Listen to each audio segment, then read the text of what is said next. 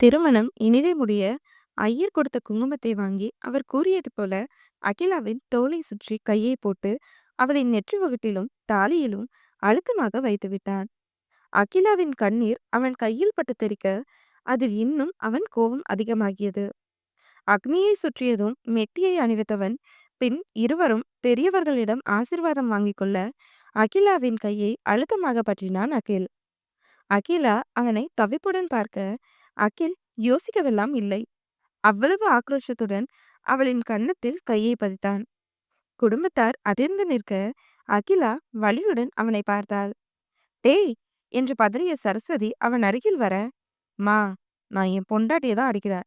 எனக்கு அடிக்க அத்தனை உரிமையும் இருக்கு என்று அழுத்தமாக கூறிய அகில் ராமை அழுத்தமாக பார்த்தான். ராம் தடுமாற்றத்துடன் நண்பனை காண முருகனோ தவிப்பாக அவரை பார்த்தார். அகில், என்ன இது பொது இடத்துல என்று தினேஷ் அதட்ட, இங்க நம்ம ஃபேமிலி மட்டும்தான் நான் இருக்கோம். நான் இப்போ பேசியே ஆகணும் என்று அகில் மனைவியிடம், ஏண்டி எதையுமே சொல்ல மாட்டியா? என்கிட்ட சொல்லணும்னு கூட உனக்கு தோணலையா? அவ்வளோ மெத்தனமா வந்து பக்கத்துல உட்காந்துட்ட.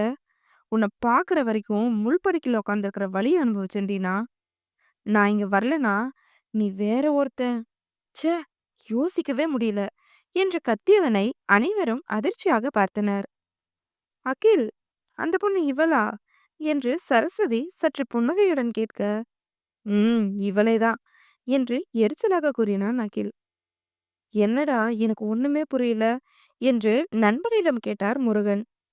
அகில் ஒரு பொண்ணை பிடிச்சிருக்குன்னு சொன்னான்டா, அது அகிலாதான் என்று தெளிவாக விளக்கிய ராமுக்கு மனதில் இருந்த குற்ற உணர்வு மொத்தமாக நீங்கியது. அடி வாங்கி சாகாத அகிலா, ஏன் என்கிட்ட எதையும் சொல்லல? பதில் பேசு என்று அகில் மிரட்டவும் அகிலாவுக்கு என்ன பதில் சொல்வதென்றே தெரியவில்லை. அகில், அவை யார்கிட்டயும் சொல்லாததுக்கு காரணம் நான் மட்டும்தான். இந்த கல்யாண ஏற்பாடு அவளுக்கு பிடிச்சு நான் பண்ணல. அவளை ஃபோர்ஸ் பண்ணி தான் இங்க வரைக்கும் கூட்டிட்டு வந்தேன். சத்தியமா அவ மனசுல ஒரு காதல் இருக்குன்னு எனக்கு தெரியவே தெரியாது. அதுவும் ராம் பையனா நீ இருப்பன்னு நிஜமா எனக்கு தெரியவே தெரியாது என்றார் முருகன். நான் உங்ககிட்ட கேட்கல மாமா என்று பட்டென கூறினான் அகில். முருகனின் முகம் வாடியது. ராம் அவரின் கையை ஆதரவாக பற்றி கொண்டு மகனை முறைத்தார். அகிலா, பதில் சொல்லு. சாரி அகில், அப்பா கேட்டு மறுக்க முடியல. நான் உங்ககிட்ட லவ்வ சொல்லவும் இல்லை, நீங்களும் எதுவும் சொல்லல. அப்புறம் எந்த உரிமையில நான் வந்து சொல்றது என்று தவிப்பாக கேட்டவளின் பதில் அவன் கோபத்தை சிறிதும் குறைக்கவில்லை. ஆவுன்னா அண்ணனும் தம்பியும் பொண்டாட்டிய கை நீட்டுறதையே வேலையா வச்சுட்டு சுத்துவீங்க போல என்று சரஸ்வதி முணுமுணுத்தது தினேஷின் காதில் விலகவும் அவரை ஒரு லுக் விட்டான் தினேஷ். சரஸ்வதி வாயை மூடிக்கொள்ள அகில், போதும், வீட்டுக்கு போய் மத்ததை பேசிக்கோ என்ற தினேஷ் தாயிடம், அம்மா, இன்னும் என்னெல்லாம் பண்ணணும் என்று கேட்டான். சாமி கும்பிட்டா கிளம்பலாம், சாப்பாடு வீட்டுக்கு போய் பார்த்துக்கலாம், ஹோட்டல்ல வேண்டாம் என்று சரஸ்வதி மணமக்களை அழைத்து கொண்டு கோவிலுக்கு செல்ல மனைவிக்கு கால் செய்தான் தினேஷ். ஹலோ மாமா, கல்யாணம் ஃபினிஷா என்று மோகனா புன்னகையுடன் கேட்க, ம் நீ ப்ராஜெக்ட் ரிவ்யூ எப்படி சப்மிட் பண்ண என்று தினேஷ் கேட்க, அதெல்லாம் ஓரளவுக்கு நல்லாவே பண்ணியிருக்கேன் மாமா. நான் சொல்றத ஷாக் ஆகாம பொறுமையா கேளு. இங்க கல்யாணம் நடந்துச்சு, ஆனா அகிலுக்கு என்றவன் நடந்ததை மேலோட்டமாக கூறினான். மோகனாவுக்கும் அதிர்ச்சிதான். சில நிமிடங்களில் நார்மலானவள், என்னவோ மாமா, அவசரப்பட்டுட்டாங்கன்னு தோணுது என்றாள். ம் நானும் அப்படிதான் நினைச்சேன். பட் அகில் பார்த்து பண்டி, அவனுக்கு தெரியும் எது எப்ப பண்ணணும்னு. அவன் விளையாட்டுத்தனமா இருந்தாலும் சூழ்நிலைக்கு தகுந்த மாதிரி நடந்துக்கிற ஆளு என்றான் தினேஷ். ஓகே மாமா, என்ன பண்றீங்க, கிளம்பிட்டீங்களா? இன்னும் 2 மணி நேரம் ஆகிடும். நான் 11 மணிக்கு கார் அனுப்பி விடுறேன். நீ பெர்மிஷன் கேட்டுட்டு வீட்டுக்கு போ என்றான் தினேஷ். சரி மாமா, அப்ப நான் வச்சிடுறேன் என்றாள் மோகனா. தினேஷும் காலை கட் செய்தான். நேரம் கடந்ததால் ஹோட்டலில் உணவை முடித்துக்கொண்டு நிவேதாவை அவளின் வீட்டில் விட்டுவிட்டு குடும்பத்தார் அனைவரும் மதியம் 2 மணி அளவில் வீட்டிற்கு வந்தனர். கார் சத்தத்தில் கரைத்து வைத்திருந்த ஆரத்தி கரிசிலை எடுத்துக்கொண்டு வெளியே வந்த மோகனா, அகில், அகிலா இருவரும் மனக்கோலத்தில் இறங்குவதைக் கண்டு ஒரு நொடி அதிர்ந்தாலும் பின் தட்டை கீழே வைத்துவிட்டு வேகமாக ஓடி வந்து அகிலாவை இறுக்கமாக அணைத்து கொண்டாள். அவளின் அணைப்பில் திகைத்த அகிலா அவளைக் கண்டு தானும் அவளை இறுக்கமாக அணைத்துக்கொண்டு கதறி அழுதாள். தோழியைக் கண்டதும் புதைத்து வைத்திருந்த அழுகை அதிகளவு எட்டி பார்த்தது. முருகன் அவர்களை புரியாமல் புன்னகையுடன் காண மற்றவர்கள் அதிர்ச்சியாக பார்த்தனர். ஏய் என்றவாறே பிரிந்த மோகனா, என்னடி கல்யாணம் பண்ணிட்டு வந்து நிக்கிற? மாமா நடந்தது சொன்னாரு. ஆனா நீ கல்யாணம்னு சொல்லவே இல்ல. நான் ஒருத்தி இருக்கிறதையே மறந்துட்டியா? போ, என்கிட்ட பேசாத என்று செல்லமாக கோபித்துக் கொண்டாள். அவள் கையை இறுக்கமாக பற்றிய அகிலா, ஏ செல்லம், சாரிடி. நான் வேற மைண்ட் செட்ல இருந்தேன். சத்தியமா இந்த கல்யாண பேச்சு எடுத்ததுல இருந்து நான் நானாவே இல்லடி. அதான் சொல்லல. அப்பா கூட ஊருக்கு வந்து பத்திரிக்கை வைக்கிறேன்னு சொன்னாரு. எனக்கு என்னவோ மனசு ஒப்பல. அதான் நான் தடுத்துட்டேன் என்று வருத்தத்துடன் கூறினாள். மோகனா அப்படியே நிற்க அவள் கன்னத்தில் முத்தம் வைத்தாள் அகிலா. ம். முத்தம் கொடுத்ததால பெரிய மனசு பண்ணி உன்னை மன்னிக்கிறேன் என்று மோகனா சொன்னதும் அகிலா புன்னகைத்தாள். போதும் போதும், கொஞ்சல் தாங்கல. இப்போ ஆக வேண்டியதை பார்க்கலாம். உங்க கொஞ்சல அப்புறம் வச்சுக்கோங்க என்றார் முருகன். உங்களோட நான் டூ விடலான்னு இருந்தேன். அவளுக்கு தான் அறிவில்லைன்னா நீங்களாவது சொல்லியிருக்கணும்லப்பா என்று கேட்டாள் மோகனா. அவளை அணைத்து விடுவித்த முருகன், எல்லாம் அவசரத்தில் நடந்துருச்சு மோகனா. சொல்லக்கூடாதுன்னு இல்ல. சொல்ல நாள் இல்ல. அதான் கோச்சுக்காத என்றார் தவிப்பாக. ம். நான் உங்கள ரொம்ப மிஸ் பண்ணேன். நானும் தான் உங்களோட குறும்ப ரொம்ப மிஸ் பண்ணேன். ஆமா, நீ தினேஷ் பொண்டாட்டியா என்று ஆச்சரியமாக கேட்டார் முருகன்.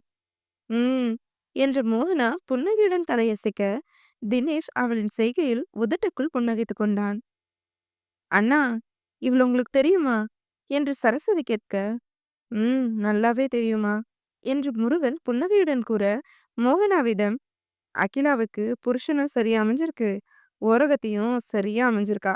இனி அகிலாவை பத்தின கவலை எனக்கு இல்ல என்று மனநிறைவாக கூறினார். மோகனாவுடன் மகளை விட்டதில் அவருக்கு அத்தனை நிறைவு. சரி சரி, டைம் ஆயிட்டே இருக்கு.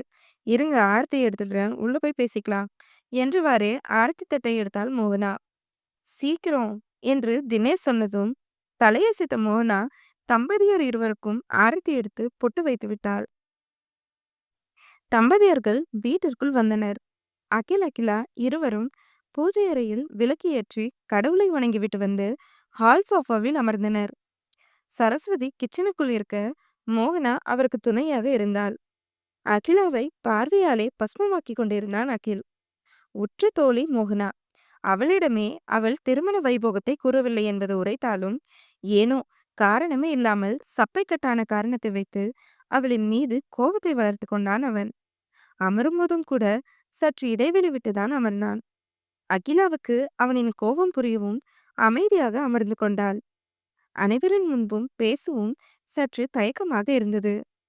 சரஸ்வதி காஃபி கொண்டு வந்து கொடுத்துவிட்டு அவர்களுடன் அமர்ந்து கொள்ள மோகனாவும் தினேஷின் பக்கத்தில் அமர்ந்து கொண்டாள். ராம், நான் அகிலாவுக்கு செய்ய வேண்டிய சீர்வரிசையெல்லாம் முறையா செய்யணும்னு ஆசைப்படுறேன். அதை நீ மறுக்க கூடாது என்றார் முருகன். நீ உன் பொண்ணுக்கும் மாப்பிள்ளைக்கும் என்ன செய்யணும்னு நினைச்சாலும் செய். நான் அதெல்லாம் தடுக்க மாட்டேன் என்றார் ராம். சில நிமிட பேச்சுவார்த்தைக்கு பின்பு, சரி, அப்ப நான் கிளம்புறேன். ரொம்ப நேரம் இங்க இருக்க சரியா இருக்காது என்று முருகன் அகிலாவிடம், பார்த்து பத்திரமா நடந்துக்கோ. என் ஃப்ரெண்டு வீடுன்னு சலுகையெல்லாம் கிடையாது. சின்ன மருமகளா அடுத்தவங்க மனசு கோணாதபடி பேசி பழகு என்றவர் மோகனாவின் தலையை மெதுவாக வருடி கொடுத்தார். அண்ணா, இன்னைக்கு ஒரு நாள் தங்கிட்டு போலாம்ல. மருமக 2 பேரோட மூஞ்சுமே சிரித்து போச்சு என்றார் சரஸ்வதி கவலையாக. பொண்ணை கொடுத்த வீட்டுல தங்கக்கூடாதுமா. உனக்கு தெரியாதது ஒன்றும் இல்ல. நான் நாளைக்கு வரேன்.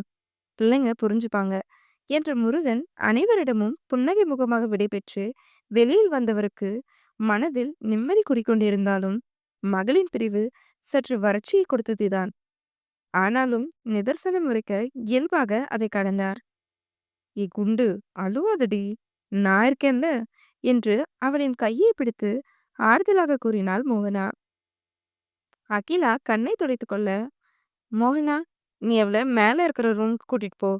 கொஞ்ச நேரம் ரெஸ்ட் வைக்கட்டும் என்றார் சரஸ்வதி. சரிங்க அத்த என்று மோகனா அகிலாவை அழைத்து கொண்டு மாடியிலிருந்து அறைக்கு வந்தவள், அடியே குண்டு, மூஞ்சிய இப்படி வச்சுக்காத. உனக்கு நல்லாவே இல்ல. பிடிச்சவன தானே கல்யாணம் பண்ணியிருக்க. என்கிட்ட கூட சொல்லலல்ல அகில பிடிக்கும்னு. ஆனா, அகில் உன்ன பார்த்த அன்னைக்கே வந்து எங்க எல்லார்கிட்டயும் சொல்லிட்டான். அதான் அவனுக்கு கோவம் போல. யோசிச்சு பாரு. அவன் நீ பொண்ணு இல்லன்னு தெரிஞ்ச நிமிஷம் என்ன துடிச்சிருப்பான் என்று மோகனா எடுத்து கூறவும், அகிலாவுக்கும் அப்போதுதான் அந்த கோணத்தில் யோசித்தாள். சரி, நீ கொஞ்சம் ரெஸ்ட் எடு. ஏதாவது வேணும்னா கூப்பிடுறீ. நான் வந்துடுறேன். முதல்ல இந்த மாலைய கழட்டி வை. தண்ணி இங்கேயே இருக்கு. ஃபோன் கையில தானே வச்சிருக்க. ஃபோன் பண்ணு. என்று விட்டு அங்கிருந்து அகன்றாள் மோகனா. இவ சொன்னது சரிதான். அகிலோட கோவம் அவன பொறுத்தவரைக்கும் நியாயமானது தான். என்ன பிடிச்சிருக்குன்னு சொல்லியும் அவங்க அப்பா ஃபோர்ஸ் பண்ணியிருக்காரு. அவருக்காக அவனும் வந்து உட்காந்துருக்கான். இன்னைக்கு அவனுக்கு எத்தன அதிர்ச்சி. எனக்காவது மாப்பிள மாறுன அதிர்ச்சி மட்டும்தான். அதுவும் நான் மாப்பிள யாருன்னு கூட பார்க்கல. சரி, நடந்தது நடந்துருச்சு. இனி நான் அவன எப்படி ஃபேஸ் பண்றது? பார்க்கும்போதே முறைக்கிறான். அப்பவே அடிப்பான் வேற. இன்னைக்கு வாங்குன அறையோட வலி இன்னுமே ஆறல. லவ்வர். அதுவும் ஒன் சைடா லவ் பண்ணும்போதே இவனுக்கு இவ்ளோ கோவம் வந்திருக்குன்னா, இப்போ நான் அவன் பொண்டாட்டி. அகிலா, நீ செத்தடி! என்று தனக்குள் முனகிக் கொண்டவள் ஆயாசமாக பெட்டில் அமர்ந்தாள். கிச்சனுக்கு வந்த மோகனா சரஸ்வதிக்கு சமையலில் உதவி செய்தாள். ப்ராஜெக்ட் ரிவ்யூ எப்படி பண்ண மோகனா? என்று சரஸ்வதி கேட்க, ஓரளவுக்கு ஓகே தான் அத்த. Short time. அவ்வளவா விஷயம் கேதர் பண்ணி ஸ்டோர் பண்ண முடியல. நெக்ஸ்ட் டைம் சூப்பரா பண்ணிடுவேன் என்றாள் புன்னகையுடன். நான் சமைக்கிறேன். நீ போய் ரெஸ்ட் எடு என்று அவளை வலுக்கட்டாயமாக அனுப்பி வைத்தார் சரஸ்வதி. அறைக்கு வந்த மோகனா கணவனை தேடியவள், இவர் எங்க போயிட்டாரு என்றவாறே பால்கனிக்கு வந்தவள் அப்போது கேட்ட தண்ணீரின் சத்தத்தில் அமைதியாக வந்து பெட்டில் அமர்ந்தாள். இடுப்பில் துண்டை கட்டிக்கொண்டு வெளியில் வந்தான் தினேஷ். ஓடி வந்து அவனை அணைத்துக் கொண்டாள் மோகனா. இப்பதான் புருஷ கண்ணுக்கு தெரியுறனாடி என்று கிண்டலாக கேட்டான் தினேஷ். சாரி மாமா. It's okay. இந்த செம் முடிஞ்சதும் நெக்ஸ்ட் என்ன படிக்கணும்னு ஆசை இருக்கோ சொல்லு. அங்கேயே சீட் வாங்கிக்கலாம் என்றான் தினேஷ். ம் என்ற மோகனா நிமிர்ந்து அவனை பார்த்து, மாமா, அகிலுக்கு உண்மையாவே கோவம் வருமா? அவன் பேசுறதே ஜாலியா தான் இருக்கும். அவன் போய் அகிலாவ அடிப்பான். அதுவும் அத்தனை பேர் முன்னாடின்னு நம்பவே முடியல. ஆனாலும் அவன் பாவம்தான் என்றாள் வருத்தமாக. எல்லாருக்குமே கோவம் வரும்டி. அது மனுஷனோட இயல்பு. அவன் காரணம் இல்லாம கோவப்படலையே. ஏதோ ஒரு விஷயம் அவன அழுத்திருக்கு. அதுவும் அப்பா அவன ஃபோர்ஸ் பண்ணும்போது அவன் முகத்துல அவ்ளோ விரக்தி. நான், அம்மா சொல்லியும் அப்பா கேட்கவே இல்ல. அவன ஃபோர்ஸ் பண்ணிட்டே இருந்தாரு. எப்பவும் அப்பா கூட ஏட்டிக்கு போட்டியா சண்டை போடுறவன், அவர் சொன்ன வார்த்தைக்கு மதிப்பு குடுத்து மணவறையில உட்கார்ந்தான் என்றார் தினேஷ். அகில் கிரேட் தான் என்றாள் மோகனா. உண்மைதான். அவன் கல்யாணத்த பார்க்க அம்மா அப்பா கொடுத்து வச்சிருக்கு. என் கல்யாணத்த பார்க்க அந்த கொடுப்பன இல்ல போல. அவங்க கல்யாணம் நடக்கும்போது எனக்கு வருத்தமா இருந்தாலும், அத பார்த்து துத்தி இருந்ததுடி. எனக்கு ஆசையா இருக்கு. அப்பா, அம்மா முன்னாடி அக்னி சாட்சியா வச்சு உன்னை கல்யாணம் கட்டிக்கணும்னு என்றான் தினேஷ். எனக்கும் இந்த ஆசை இருக்கு மாமா. ஆனா எப்படி திரும்ப? என்று யோசனையுடன் கேட்டாள் மோகனா. ம் அதுக்கும் ஒரு நாள் வரும் என்றான் தினேஷ். ம் சரி, அத விடு. உனக்கு அகிலாவ ரொம்ப பிடிக்குமா? என் முன்னாடியே அவள கட்டிப்பிடிக்கிற? என்ன தைரியம் உனக்கு உனக்கு? என்று கேட்ட தினேஷ் அவள் காதை பிடித்து திருக, ஐயோ மாமா விடு. அவ என் ஃப்ரெண்டு தானே. ஃப்ரெண்ட்லியா கட்டுப்பிடிச்சது குத்தமா? விடு மாமா என்றவாறே அவனின் கையை விலக்கியவள் அகிலாவுடனான நட்பை பற்றி கூறினாள். ஓ, அப்ப முருகன் அங்கிள் அப்பான்னு கூப்பிட்ட? நான் அவ அப்பாவ அப்பான்னு கூப்பிட்டே பழகிட்டேன். அவளும் என் அம்மாவ அம்மான்னு கூப்பிட்டே பழகிட்டா என்றாள் மோகனா. அப்பா என்று சொல்லும் போதே அவள் கண்ணில் தெரிந்த வெறுமையை உணர்ந்த தினேஷ், சாரிடி, நான் விளையாட்டுக்கு தான் கேட்டேன் என்றான் தடுமாற்றமாக. ம் ஓகே மாமா. அப்பாவை மட்டும் கண்டுபிடிக்கணும். அவரை கண்டுபிடிச்சிருவேன்னு எனக்கு நம்பிக்கை இருக்கு. நான் ஒரு பெரிய பொசிஷனுக்கு வரணும் மாமா, உன்ன மாதிரி என்று மோகனா சொன்னதும் அவளை அதிர்ச்சியாக பார்த்தான் தினேஷ். என்ன மாமா ஷாக்கு? ஓ, உன்னோட ரகசியம் எனக்கு தெரிஞ்சிடுச்சுன்னு ஷாக்கா என்று கிண்டலாக கேட்டாள் மோகனா. தினேஷ் தலையசைக்க, தெரியக்கூடாதுன்னு நினைக்கிறவரு அது சம்பந்தமா எதையும் இங்க வச்சிருக்க கூடாது. இந்த ரூம்ல நானும் இருக்கேன் மிஸ்டர் சித்தார்த். உங்கள தான் சாஃப்ட்வேர் வேர்ல்டே தேடிக்கிட்டு இருக்கு. நீங்க என்னன்னா, இவ்வளவு அசால்ட்டா உங்களுக்குன்னு ஒரு உலகத்துல இருக்கீங்க. என்று மோகனா கேட்க, டிஎஸ்எஸ் டெவலப்மெண்ட்ட இன்னும் டெவலப் பண்ணணும். அது வரைக்கும் என் அடையாளம் தெரியக்கூடாதுன்னு ஒதுங்கியிருக்கேன்டி. மறைக்கணும்னு இல்ல. ஆனா நீ ஈஸியா கண்டுபிடிச்சிட்டியே. நீங்க பெங்களூர் போறேன்னு பொய் புழுகிட்டு போனீங்கல்ல, அப்போ எனக்கு இந்த ரூம்ல இருக்கவே ரொம்ப வெறுப்பா இருந்தது. அதான் சிலது எல்லாம் ஆராய்ஞ்சு உண்மைய தெரிஞ்சுக்கிட்டேன். உண்மை தெரிஞ்சதும் ஷாக் ஒரு பக்கம், பயம் ஒரு பக்கம். என்னடா இவ்ளோ பெரிய ஆள கட்டிக்கிட்டோமேன்னு தான். அதுக்கப்புறம் நீங்க நார்மலா என்கிட்ட இருக்கவும் கொஞ்சம் சரியாயிடுச்சு. என்றாள் மோகனா. எனக்கு இப்படி பீஸ்ஃபுல்லான லைஃப லீட் பண்றது தான் புடிச்சிருக்கு. உலகமே தேடினாலும் நான் சாதாரண மனுஷன் தான். என்ன மாதிரியே இன்னும் நெறைய அறிவாளி வரலாம். எனக்கும் இருக்கிற ஐடியா குறைஞ்சு நான் கீழேயும் இறங்கலாம். என்று தினேஷ் சொன்னதும் தலையசைத்தாள் மோகனா. வீட்ல யார்கிட்டயும் சொல்லல தானே? இல்ல மாமா. நல்லது. இனியும் யார்கிட்டயும் சொல்லாத. நானே நேரம் வரும்போது சொல்லிக்கிறேன். என்றான் தினேஷ். சரி மாமா. நீ ட்ரெஸ் போடு. எனக்கு தூக்கமா வருது. நான் கொஞ்ச நேரம் தூங்குறேன். என்றாள் கொட்டாவி விட்டவாறு. அவளை இறுக்கமாக அணைத்த தினேஷ், எனக்கும் தூக்கம் வருது. வா ஒண்ணாவே தூங்கலாம். என்றவாறே அவளோடு கட்டிலில் சரிய, ஆனவனின் வாசத்தில் அணைப்பிலும் அமைதியாக கண்ணை மூடி தூக்கத்தை தழுவினாள் மோகனா. இரவு மணி 8. ஆழ்ந்த உறக்கத்திலிருந்த மனைவியின் உதட்டில் மென்மையாக உதட்டை ஒட்டியிருந்த தினேஷ் பின் பிரிந்து எழுந்து அவளை எழுப்பினான். ஏ பாப்பா, கெட் அப். ம் என்று சினுங்கியவாறே எழுந்து அமர்ந்த மோகனா அனிச்சையாக மணியை பார்த்து, இவ்ளோ நேரம் தூங்கிட்டோமா? சாப்பிட கூட இல்லையே. உங்களுக்கு பசிக்குதா மாமா? என்று கணவனிடம் கேட்டாள். அதெல்லாம் இல்ல. நீ ஃப்ரெஷ் ஆயிட்டு கீழே போ. என்றார் தினேஷ். ஆடையை எடுத்துக்கொண்டு குளியலறையை நோக்கி ஓடினாள் மோகனா. ஓடும் மனைவியை கண்டு புன்னகைத்த தினேஷ் அங்கிருந்த சோஃபாவில் ஆயாசமாக அமர்ந்து தம்பியை பற்றிதான் யோசித்தான். நிமிடங்கள் கழித்து குளியலறையிலிருந்து வெளிவந்த மோகனா ரெடியாகி கணவர் அருகில் வந்து, மாமா வரீங்களா என்று கேட்க, ம் என்று தினேஷ் அவளுடன் ஹாலுக்கு வந்தான். சீக்கிரம் வா மோகனா. இந்த பூவ அகிலாவுக்கு வச்சு விடு. அவ என்ன பண்றான்னு அப்படியே கவனி. நான் வந்துடுறேன். என்று அவளிடம் மல்லிசரத்தை கொடுத்துவிட்டு சென்றார். மோகனா அகிலாவை பார்க்க செல்ல, மா அவங்களுக்கு இப்ப என்ன வயசுன்னு இதெல்லாம் பண்ணிட்டு இருக்கீங்க? என்று சற்று கடுமையாக கேட்டான் தினேஷ். அவங்களுக்கு வயசு சின்னதுதான் தினேஷ். ஆனா முருகன் அண்ணாவுக்கு வயசு ஏறிக்கிட்டே போகுது. இந்த கல்யாணம் நடக்க காரணமே முருகன் அண்ணா தானே. நான் என் கடமைய பண்றேன்டா. அவங்களுக்கு விருப்பம் இருக்கும்போது வாழ ஆரம்பிக்கட்டும். சடங்கு தானே. முறையா செய்யணும்னு நினைச்சேன். இந்தா இந்த வேஷ்டி சட்டையை எடுத்துட்டு போய் அவனை ரெடியாக சொல்லு. என்று மகனிடம் கவரை கொடுத்தார் சரஸ்வதி. மறுவார்த்தை பேச முடியாமல் கவரை வாங்கி கொண்டு சென்றான் தினேஷ்.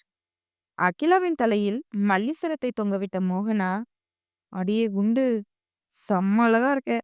ரம்பையெல்லாம் தோத்து போயிடுவாங்க போல. என்று கிண்டல் அடிக்க, குழப்பமாய் இருந்த அகிலாவின் முகம் வெக்கமாக மாறவும் மோகனா புன்னகைத்தாள். ஐயோ, ரொம்பதான் வெக்கம். அடியே அமைதியா இருடி. என்று மெல்லமாக கடிந்தவளுக்கு அகிலின் நினைவுதான். அவனை எதிர்கொள்வதை நினைக்கும் போதே பயம் பதட்டமாக இருந்தது. அதுவும் தனியறை என்று நினைக்கும் போதே உடல் சிலிர்த்தது. பால் சொம்புடன் உள்ளே வந்த சரஸ்வதி, ரெடியா? ம் சரி மோகனா. நீயே இவள அகில் ரூம்ல விட்டுடு. நாங்க சாப்பிட்டோம். நீயும் தினேஷும் சாப்பிட்டுட்டு போய் தூங்குங்க.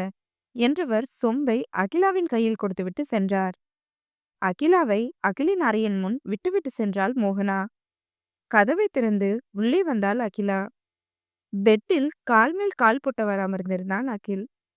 கதவை தாளிட்டு விட்டு அவன் எதிரில் வந்து நின்ற அகிலா பால் சொம்பை கணவனிடம் நீட்ட, அதை தட்டிவிட்டவன் உச்சக்கட்ட எரிச்சலுடன் அவளை ஏறிட்டு பார்த்து நொடியில் அவள் கழுத்தை இறுக்கி பிடித்தான்.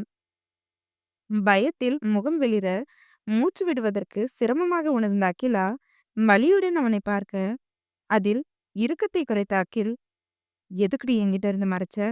என்று உடைந்து போன குரலில் கேட்டான். ப்ளீஸ் விடு அகில். என்று சோபையான குரலில் கூறினாள் அகிலா. அவள் கழுத்தில் இருந்த கையை எடுத்தவன், என் காதல் அவ்வளோ கேவலமா போச்சா? என் கண் பார்வைக்கான அர்த்தத்த நீ உணரவே இல்லையா? என் உரிமை பார்வை உன்னை சுகமா வதைக்கல. எப்படிடி?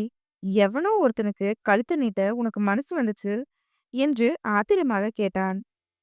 எனக்கு இப்படியெல்லாம் ஆகும்னே தெரியாது என்று விசும்பிய குரலில் கூறினாள் அகிலா.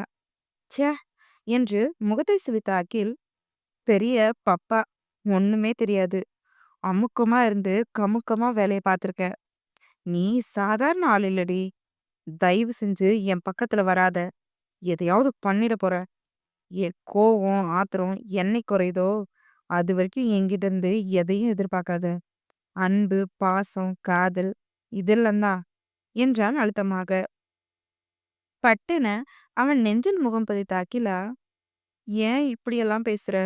என் சூழ்நிலை புரிஞ்சுக்கவே மாட்டியா? உன் சைடு மட்டும் யோசிக்காத. இந்த வீட்ல உன்கிட்ட மட்டும்தான் நான் உரிமையா எதையுமே எதிர்பார்க்க முடியும் என்று சொன்னதும் அவளை விட்டு விலகினான் அகில். அகிலா அவனை அடிபட்ட பார்வை பார்க்க அகில் கட்டிலில் படுத்துக்கொண்டான். மனம் ஒரு மாறி அறுத்தது. அவ சொல்றதும் சரிதான். என்ன தவிர வேற யார்கிட்ட அவளோட கஷ்டத்தையும் சந்தோஷத்தையும் ஷேர் பண்ணிக்க முடியும்? அண்ணி ஃப்ரெண்டா இருந்தாலுமே அவங்க கிட்டயும் ஒரு லிமிட் இருக்குல்ல. அதுக்குன்னு இவள நான் நெருங்கவும் கூடாது. கோவமே போனாலும் போலியான கோவத்த வாடகைக்கு வாங்கியாவது காட்டணும். படிக்கிற வயசு. முதல்ல படிப்பு முடியட்டும் என்றெண்ணி வந்தான். அதிரடியாக குடும்ப வாழ்க்கையில் அடி எடுத்து வைக்கப் போகிறான். அழுகையுடன் மண்டியிட்டு அமர்ந்த அகிலா சில நிமிடங்களில் அப்படியே கவிழ்ந்து படுத்து தூங்கியும் போனாள். அகில் திரும்பி அவளை பார்த்தான். அவள் நெஞ்சம் ஏறி இறங்குவதில் உருக்கத்தில் இருப்பதை உணர்ந்து எழுந்து வந்து அவளை கையில் அள்ளிக்கொண்டு கட்டிலில் கிடத்தியவன் மறுபக்கம் வந்து விழுந்தவன் வெகுநேரம் கழித்து உறக்கத்திற்கு சென்றான். காலை பொழுது அமைதியாக விடிந்தது. முதலில் கண் விழித்தது அகிலாதான். கட்டிலில் படுத்திருப்பதை உணர்ந்தவள் நிமிர்ந்து கணவனை கண்டாள். இரவு அவ்வளவு பேசிவிட்டு அப்ராணி போல உறங்கிக் கொண்டிருந்தான் அவளின் கணவன். கோபமா பேசிட்டு விடாம அணைச்சிருக்காரு. ம், சரியான ஆளுதான் என்றெண்ணியவள் நொடியில் சுதாரித்து, ஐயோ, நான் தான் அக் பண்ணிருக்கேன். அவன் ஓரமா தான் படுத்திருக்கான் என்று உணர்ந்து வேகமாக அவனிடமிருந்து பிரிந்து ஆடையை எடுத்துக்கொண்டு குளியல் அறைக்குள் புகுந்து கொண்டாள்.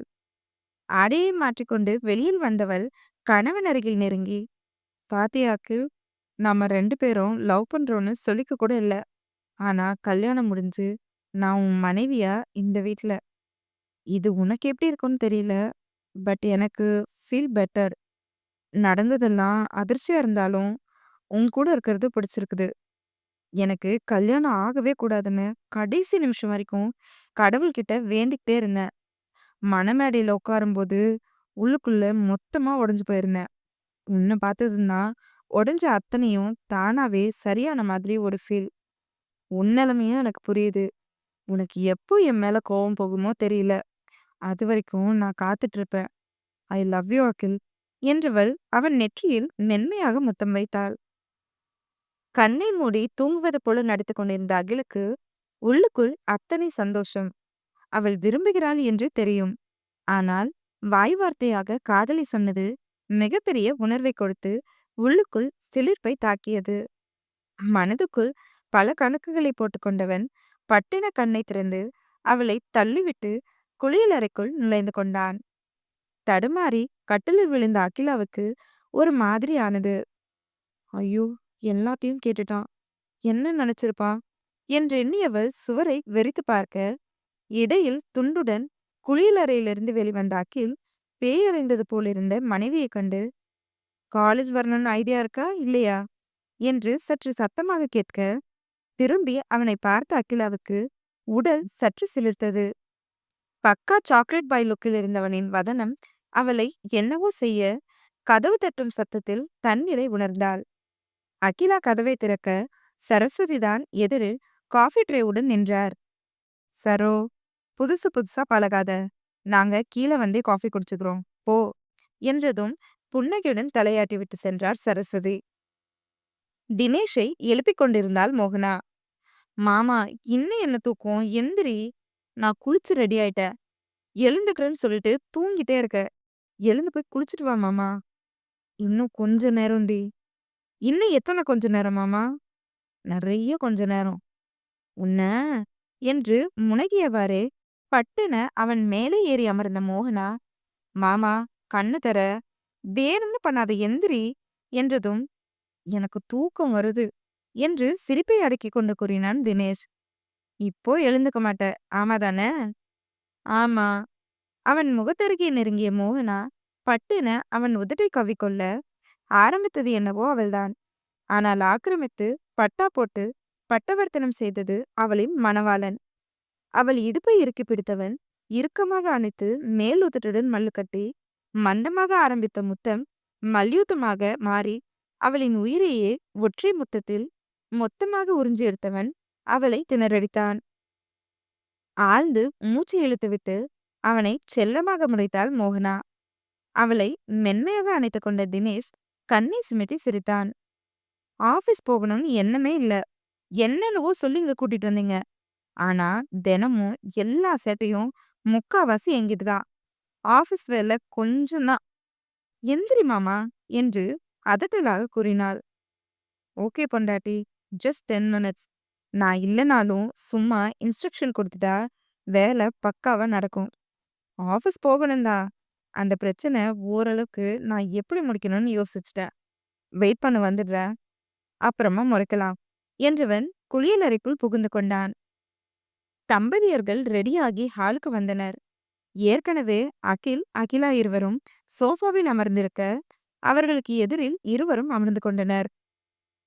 அண்ணா, இந்த சரோ காஃபி போடுறதுக்கு எத்தனை மணி நேரம் எடுத்துக்குமோ? நான் கேட்காமலேயே ரூம் வரைக்கும் காஃபி கொண்டு வந்தது. இப்போ நான் 10 நிமிஷமா கேட்குறேன். எனக்கு என்னன்னு மெத்தனமா காஃபி போடுது என்று தினேஷிடம் குற்றப்பத்திரிகை வாசித்தான் அகில். டேய், அவ உனக்கு அம்மா, மரியாதையா பேசு என்றவாறே அறையிலிருந்து வந்து அமர்ந்தவாறு கூறினார் ராம். சரோ, உன் புருஷனுக்கு மரியாதை வேணுமா பாரு. எந்த கடையில விற்கும்னு கேட்டு வாங்கி கொடு என்று அகில் சொன்னதும் தினேஷ், மோகனா இருவரும் சிரிக்க, ராம் அவனை முறைக்க, அகிலா அவனை வித்தியாசமாக பார்த்தாள். காலையிலேயே ஆரம்பிச்சிட்டீங்களா என்றவாறே ட்ரேவுடன் வெளியில் வந்த சரஸ்வதி, ஏண்டா கொடுத்த காஃபிய வேண்டான்னு சொல்லி அனுப்பிட்டு அதே காஃபியை கொடுத்தனா நீ சும்மாவா இருப்ப? வெளியில் நிக்கிற செக்யூரிட்டியே பதறி அடிச்சுட்டு ஓடி வர அளவுக்கு கத்துவ. இப்போ அமைதியா காஃபியை குடி என்று அதட்டலாக கூறியவர் அகிலையே பார்த்து கொண்டிருந்த அகிலாவிடம், நாங்களும் இங்கதான் அகிலா இருக்கோம், எங்களையும் தெரியுதா என்று வம்பிழுத்தார். அனைவரும் அகிலாவை பார்க்க அவள் பார்வை அகிலிடம்தான் இருந்தது. பட்டென அவள் பார்வையை மாற்றிக்கொண்டாள். புன்னகைத்த சரோ மகன்களிடம், நாங்க நினைச்ச அளவுக்கு உங்க கல்யாணத்தை நடத்த முடியல. எதிர்பாராத விதமா அவசரத்துல தான் நடந்துச்சு. அதுல எங்களுக்கு நிறைய வருத்தம் தான். ஆனா சூழ்நிலைய புரிஞ்சுக்க முடியுது. இப்போ எதுக்கு இத சொல்றேன்னா, உங்க 2 பேருக்குமே எடுத்ததும் கைதான் நெளுது. கோவம் மூக்குக்கு முன்ன நிக்குது. இதெல்லாம் நல்லதுக்கே இல்ல. இவ்ளோ கோவம் ஆகாது. பொறுமை தான் வாழ்க்கைக்கு ரொம்ப முக்கியம் என்றவர் தினேஷிடம், மோகனா மேல கைய வச்ச கொன்னுடுவேன் என்று மிரட்டலாகவே கூறியவருக்கு மகனின் மீது சிறிய வருத்தம்தான். சாரிமா என்று உணர்ந்து கூறினான் தினேஷ். அவன் கையோடு கைகோர்த்து கொண்டாள் மோகனா ஆதரவாக. டே அகில், நான் உன்னை ரொம்ப ஃபோர்ஸ் பண்ணிட்டேன் தானே என்று ராம் கேட்க, என்ன சரோ, உன் புருஷன் எப்பவும் என்கிட்ட ஏட்டிக்கு போட்டியா விவாதம் தானே பண்ணுவாரு. இன்னைக்கு என்னன்னா ஃபீலிங் படம் ஓட்டுறாரு. நைட் அடிச்ச சரக்கு இன்னும் தெரியலையோ? ம், இருந்தாலும் இருக்கும். என்னன்னு பார்த்து தனியா கவனிச்சு விடு சரோ. குடிக்கிறதெல்லாம் நல்லதுக்கே இல்ல என்று அகில் சொன்னதும் அவனை செல்லமாக முறைத்தார் ராம். மனதில் மகனை நினைத்து கர்வமும் இருக்கவே செய்தது. என்னதான் சண்டை என்று கழுவி கழுவி மாறி மாறி ஊற்றிக்கொண்டாலும் சபையில் அவரின் மரியாதையை காப்பாற்றினானே, அந்த கர்வம்தான். அகிலா அவன் காதலித்த பெண் என்று தெரிந்த பின்பு முதலில் நிம்மதியாக உணர்ந்தது ராம்தான். அவருக்கு சிறு குற்ற உணர்வு இருந்தது. அதுவும் இருந்த இடம் தெரியாமல் நீங்கிவிட்டது. 2 பேரோட கல்யாணமும் அவசர கதியிலேயே நடந்துருச்சு. ஒருவித பதட்டத்துல நிம்மதியாவே பார்க்க முடியல. அடுத்த வாரம் தாலி பிரிச்சு கோக்குற விழாவை வீட்லயே வச்சுக்கலாம் தினேஷ், அகில், உங்களுக்கு ஓகே தானே என்று சரஸ்வதி கேட்க, மனைவியிடம் கண்ணாலேயே சம்மதமா என்று தினேஷ் கேட்க, சின்னதாக சிரித்து தலையசைத்தாள் மோகனா. எனக்கும் ஓகே சரோ என்று அகில் சொன்னதும், எங்களுக்கும் ஓகேம்மா என்றான் தினேஷ். கல்யாணமான விஷயம் இப்போதைக்கு வெளியில தெரிய வேண்டாம். அகில், உனக்கு படிப்பு முடியட்டும். அப்புறம் தினேஷ், நீ கம்பெனில போயிட்டு இருக்க பிரச்சனைய முடி என்றார் ராம். இருவரும் சம்மதமாக தலையசைத்தனர். ஆப்போசிட் கம்பெனி ப்ராப்ளம் இருக்கா தினேஷ் என்று ராம் கேட்க, இன்னும் நான் தெளிவா எதையும் பார்க்கலப்பா. அவங்க என்ன நினைக்கிறாங்கன்னு பார்க்கறது நம்ம வேலை ஒண்ணும் இல்லையே. பார்த்துக்கலாம் விடுங்க என்றான் தினேஷ். நான் நேத்தே வள்ளிக்கிட்ட பேசிட்டேன். அவங்களும் அடுத்த வாரம் வந்துருவாங்க என்று சரஸ்வதி சொன்னதும், ஐயோ அத்தை, இதுதானே நீங்க முதல்ல சொல்லியிருக்கணும். ஸ்வீட் ஸ்வீட் செய்தி இல்லையா இது என்று கேட்டவாறே அவரின் கன்னத்தில் முத்தம் வைத்து அழகாய் புன்னகைத்தாள் அகிலா. அவளை அனைவரும் ஆவென்று பார்க்க மோகனாவுக்கு சிரிப்பு வந்துவிட்டது. அகிலாவை பக்கத்தில் அமர வைத்துக் கொண்ட சரஸ்வதி மகனிடம், எப்படிடா புருஷனும் பொண்டாட்டியும் ஒரே மாதிரி இருக்கீங்க என்று கிண்டலாக கேட்க, அகிலாவுக்கு தான் பப்பி ஷேமானது.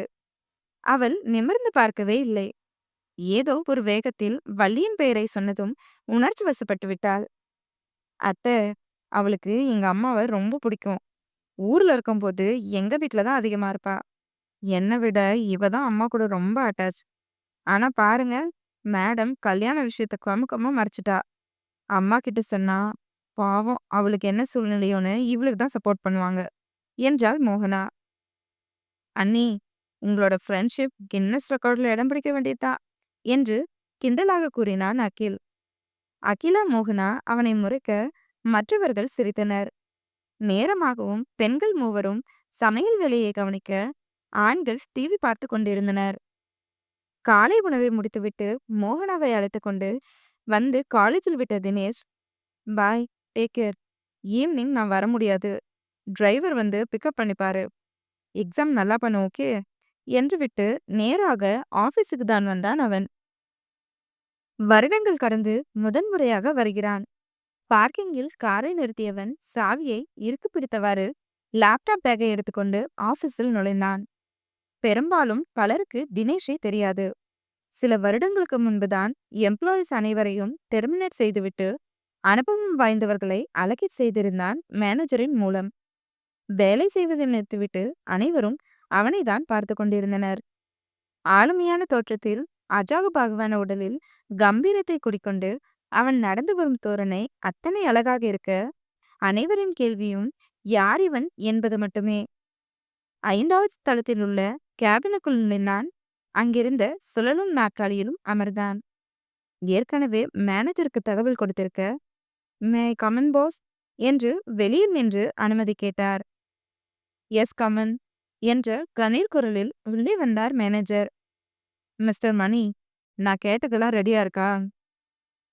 S boss. நான் எல்லாத்தையுமே எடுத்து வச்சிட்டேன். அதை சால்வ் பண்ணனா யார் பண்றதுன்னு கண்டுபிடிச்சிடலாம் பாஸ். அதை தெரிஞ்சும் ஏன் பண்ணல? இந்த கம்பெனியை மேனேஜ் பண்ணதா உங்களை வேலைக்கு வச்சிருக்கிறது. இந்த சின்ன பிரச்சனைக்கு என்ன எதிர்பார்த்தா எப்படி? Okay, live it. நான் இனி ஆஃபீஸ்க்கு வருவேன். நான் பார்த்துக்கிறேன். நான் சொன்னதை மட்டும் கவனிங்க என்றான் தினேஷ். என்று பவ்யமாக கூறிய மணி அங்கிருந்து நகரும் சமயம், ஒரு நிமிஷம் என்ற தினேஷ் கணீர் குரலில் திரும்பாமலேயே அப்படியே நின்றார்.